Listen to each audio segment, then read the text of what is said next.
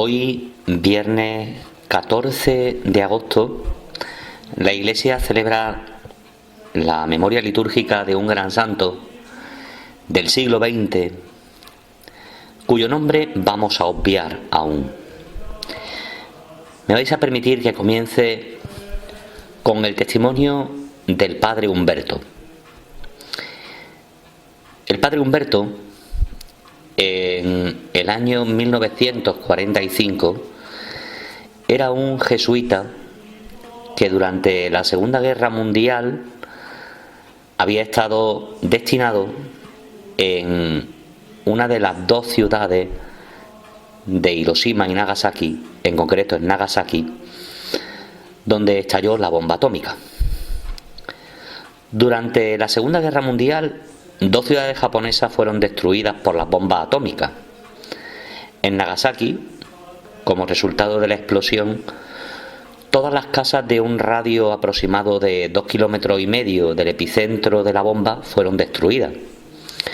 Quienes estaban dentro de las casas fueron sepultados por las ruinas.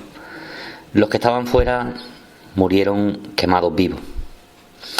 En medio de aquella tragedia había una pequeña comunidad de padres jesuitas que vivían junto a la iglesia parroquial, solamente a 1 kilómetro de distancia del epicentro donde cayó la bomba.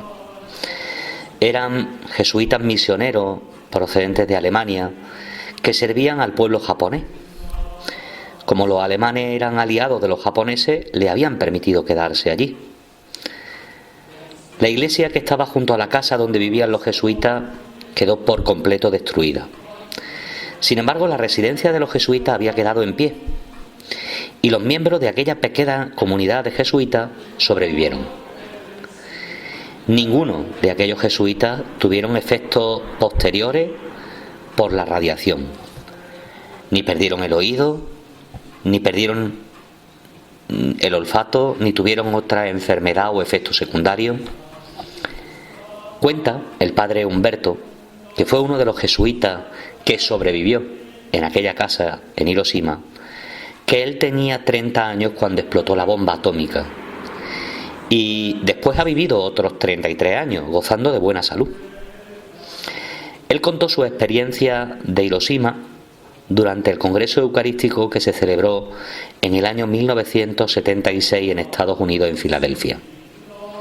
Allí, el padre Humberto contó cómo los 8 miembros de la comunidad jesuítica que vivían todavía habían sobrevivido gozando de salud a aquella bomba que había caído.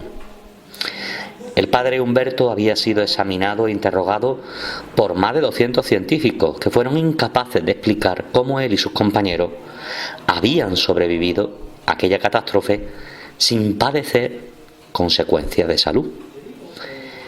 Él lo atribuyó a la protección de la Virgen María y dijo: yo estaba en medio de aquella explosión atómica y estoy aquí, en medio de ustedes, en este Congreso Eucarístico de Filadelfia.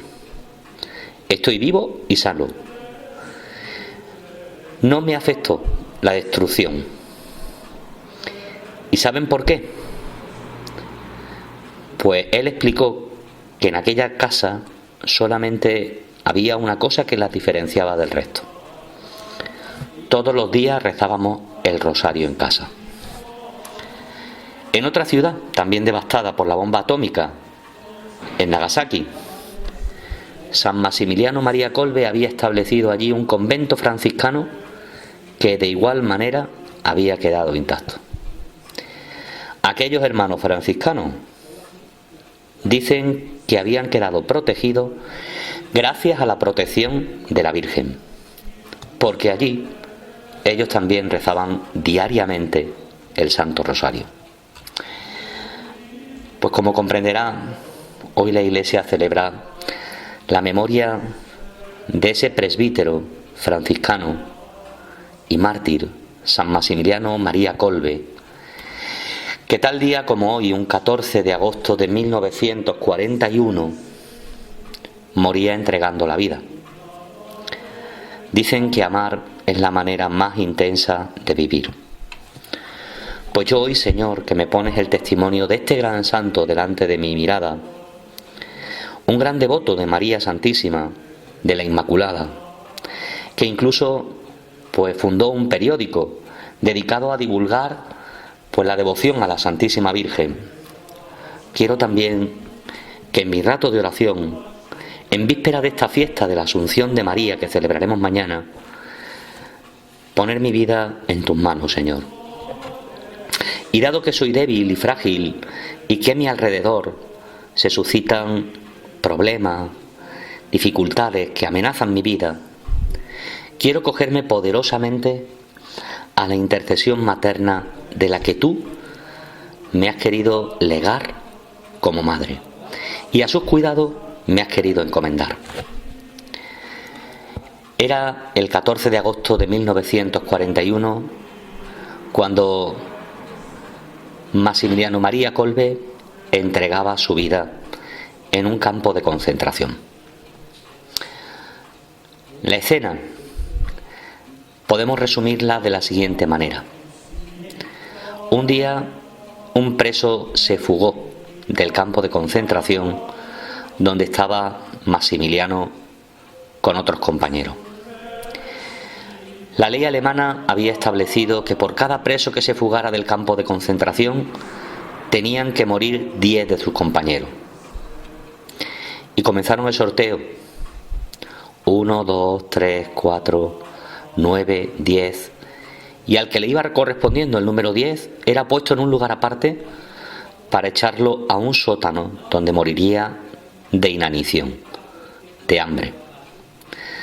De pronto, al oírse el número 10, el hombre a quien le había correspondido aquel número dio un gran grito y exclamó: «Dios mío, yo tengo esposa e hijo, ¿quién los va a cuidar?». En ese momento su compañero de al lado era el padre Kolbe. Dio un paso adelante y dijo al oficial alemán: «Yo me ofrezco para reemplazar al compañero que ha sido señalado para morir de hambre». El oficial miró al padre Kolbe y le preguntó: «¿Y por qué?».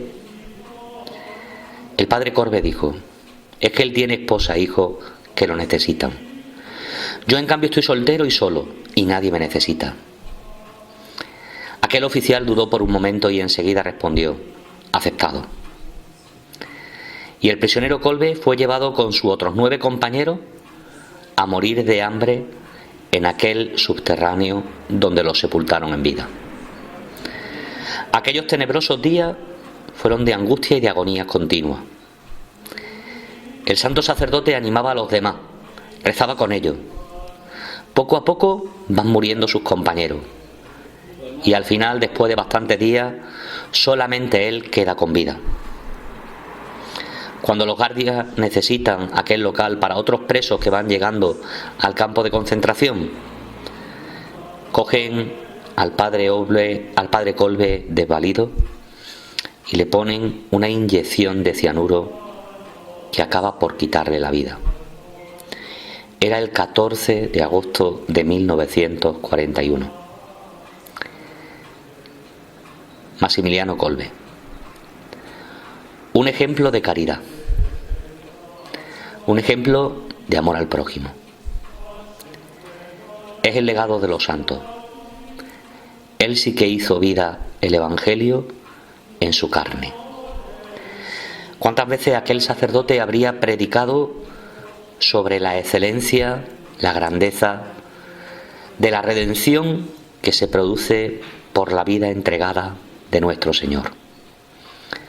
¿Cuántas veces aquel sacerdote habría puesto palabra y voz a esa frase de Jesús en el discurso de despedida de sus discípulos, donde dice: «Nadie tiene amor más grande que aquel que da la vida por sus discípulos»?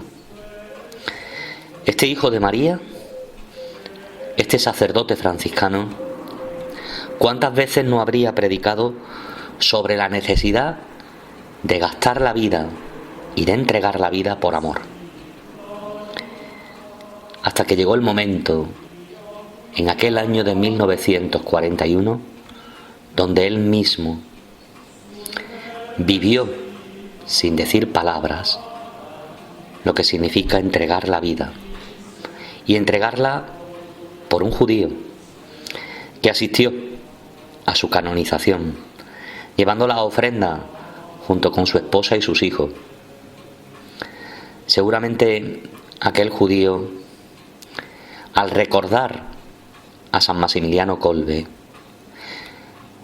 podría conocer algo de lo que es la grandeza de la redención, porque lo vio plasmado en la entrega que aquel sacerdote hizo por él. Podría haber pasado su ejemplo desapercibido para muchos, y sin embargo Dios ha querido ponernos el testimonio de este gran santo que ganó el cielo entregando la vida, que no solamente se creyó el Evangelio, sino que lo vivió, que hizo de su vida el acto supremo de entrega como su maestro en la Eucaristía. Hay muchas maneras de decir: tomad y comed, esto es mi cuerpo que se entrega. Lo hace el esposo y la esposa, que todos los días fielmente se levantan y, muriendo a sí mismos y muriendo a su egoísmo, trabajan y se afanan por sacar adelante a su casa. Lo hace el anciano y la anciana que viven recluidos en un hospital, o aquellos que viven su vocación particular en las misiones, o cumpliendo lo que es su vocación allí donde el Señor lo ha puesto. Y hay momentos donde de manera heroica el Señor pone estímulos cerca de nuestra vida, como el de Maximiliano Kolbe, para que nosotros no solamente prediquemos el Evangelio, sino que vivamos el Evangelio. Con razón, este hijo de San Francisco de Asís hizo suyo lo que el santo de Asís decía a aquellos primeros hermanos menores: conviene que en todo momento y ocasión prediquéis el Evangelio, y si a veces necesitáis palabras, mejor, pues el Evangelio está para vivirlo. Nadie tiene amor más grande que aquel que da la vida por sus discípulos. Maximiliano Kolbe, mártir de la caridad, intercede para que también yo pueda ganar la vida entregándola, para que yo sea un perfecto y devoto hijo de María, para que yo también, cuando llegue el momento supremo de la entrega martirial de mi vida, o bien en el martirio del cada día, sea capaz de amar sin medida, como mi maestro. Que así sea.